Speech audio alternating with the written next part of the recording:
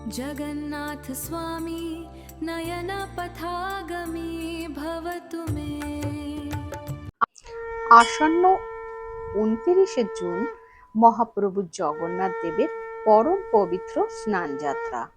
কিন্তু আপনারা কি জানেন, জ্যৈষ্ঠ পূর্ণিমার এই বিশেষ দিনে 108 ঘড়া সুগন্ধি জলে স্নান করার পরই কেন হঠাৎ তীব্র জ্বরে আক্রান্ত হন স্বয়ং মহাপ্রভু?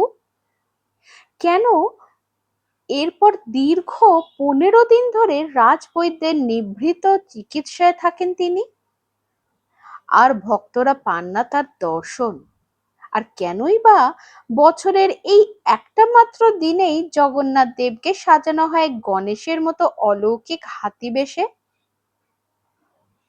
দর্পণ চ্যানেলের আজকের এই বিশেষ পর্বে আমরা উন্মোচন করব স্নান যাত্রার পিছনে সেই রোমাঞ্চকর অলৌকিক রহস্য এবং অজানা ইতিহাস, যা শুনলে আপনিও চমকে উঠবেন।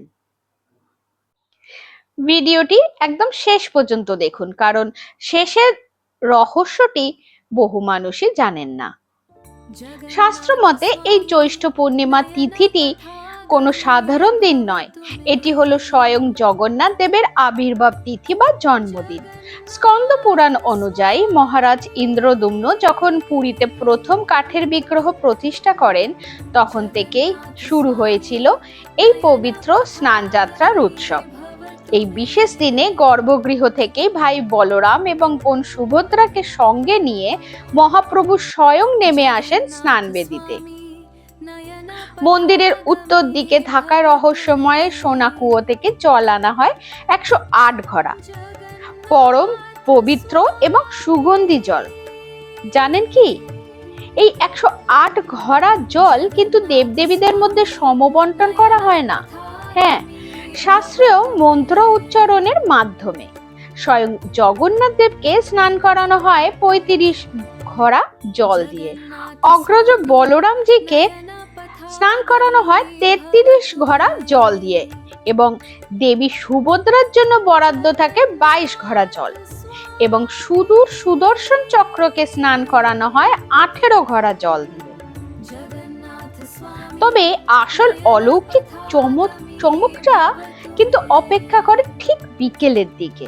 স্নান সম্পন্ন হওয়ার পর জগন্নাথ দেব ও বলরামজিকে সাজানো হয় এক অপূর্ব মায়াবী সাজে, যাকে বলা হয় হাতি বেশ বা গজবেশ। কিন্তু মহাপ্রভুর এই রূপের পেছনে কি কারণ লুকিয়ে আছে? এর পেছনে রয়েছে এক পরম ভক্তের হৃদয়স্পর্শী গল্প। শুনুন তাহলে। বহু বছর আগে দক্ষিণ ভারত থেকে গণপতি ভট্ট নামের এক প্রগাঢ় গণেশ ভক্ত পুরীতে এসেছিলেন। তিনি মনে মনে আশা করেছিলেন, জগতের নাথ জগন্নাথ বুঝি দেখতে তার ইষ্ট দেবতা গণেশের মতোই হবে। কিন্তু মন্দিরে এসে জগন্নাথ দেবের এই অদ্ভুত রূপ দেখে তিনি কিছুটা হতাশ হন এবং পুরী ছেড়ে চলে যাওয়ার সিদ্ধান্ত নেন। কিন্তু ভক্তের মনের এই আকুল কষ্ট অন্তর্যামী মহাপ্রভু সইবেন কি করে? তিনি মাঝরাতে স্বপ্নাদেশ দিয়ে গণপতি ভট্টকে স্নান যাত্রার দিন স্নান বেদির সামনে উপস্থিত থাকতে বলেন।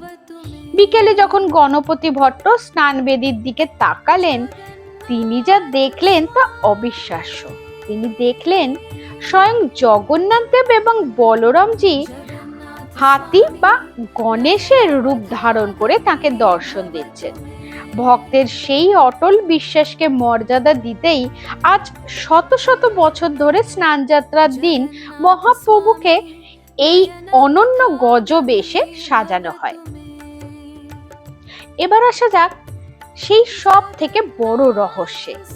ওই 108 ঘড়া জলে স্নানের ধকল সইতে না পেরে সেই দিন রাত থেকে তীব্র জ্বরে আক্রান্ত হন জগন্নাথ দেব, বলরামজি ও সুভদ্রা দেবী। বিজ্ঞানের ভাষায় একে হয়তো আপনি ঋতু পরিবর্তন বা গ্রীষ্মের তীব্র দাবদাহের পর শীতল স্নানের প্রভাব বলতে পারেন। কিন্তু পুরীর এই লীলা সম্পূর্ণ অনন্য এবং জীবন্ত। এই বিশেষ সময়টিকে বলা হয় অনবসর বা অনসর কাল। আগামী দীর্ঘ 15 দিন মহাপ্রভু থাকবেন সম্পূর্ণ বিশ্রামে। পুরীর রাজবৈদ্যের কড়া নির্দেশে এই সময়ে মহাপ্রভুকে দেওয়া হয় বিশেষ আয়ুর্বেদিক পাচক বা ঔষধি। এই 15 দিন মহাপ্রভুর রাজকীয় 56 ভোগ সম্পূর্ণ বন্ধ থাকে। তাকে দেওয়া হয় শুধু ফলমূল আর ছানা। এমনকি মন্দিরের মূল দরজাও ভক্তদের জন্য বন্ধ করে দেওয়া হয়। এই সময় মহাপ্রভুর প্রতিনিধি হিসেবে 3টি বিশেষ পট্টচিত্র বা অনবসর পট মন্দিরের বাইরে রেখে পুজো করা হয়।